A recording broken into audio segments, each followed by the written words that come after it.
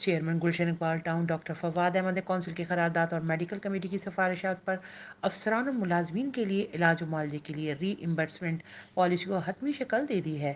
इस सिलसिले में शहर के 30 मारूफ अस्पतालों से गुलशन इकबाल टाउन के अफसरान और मुलाजमीन समेत उनके वालदैन और अहल खाना मुतय्यन करदा रकूमात के अंदर इलाज करवा सकेंगे।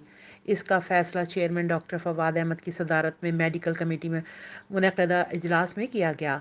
अफसरान और मुलाजमीन को मुतय्यन करदा हुदूद में OPD की सहूलियात भी फराहम की गई हैं।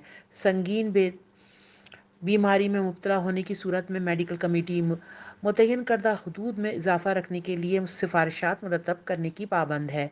चेयरमैन डॉक्टर फवाद अहमद इस मौके पर कहा कि अफसरान मुलाजमीन इदारे को चलाने के लिए अफरादी क़ुव्वत हैं, लिहाजा उनकी जायज़ मराहत की फरहमी को यकीनी बनाया जाएगा। जो मेडिकल पॉलिसी मुतारफ़ करवाए जा रहे हैं उससे इनके और अहल खाना के इलाज मुआवजे की अखराजात की फ़िक्र काफ़ी हद तक दूर हो जाएगी। उन्होंने कहा कि अफसरान मुलाजमीन से गुजारिश की कि जब इदारा उनकी फ़िक्र कर रहा है तो उन्हें भी इदारे की बेहतरी के लिए अपना किरदार अदा करना चाहिए। गुलशन इकबाल टाउन को बल्दियाती सहूलियात से आरास्ता करने के लिए जिसकी जो जिम्मेदारियां हैं उन्हें पूरा करो और अपनी जिम्मेदारियां निभा सकते हैं।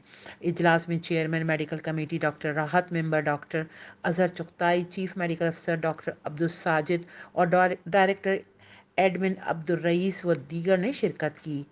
Syeda Abira Hussain, HQ network, Karachi.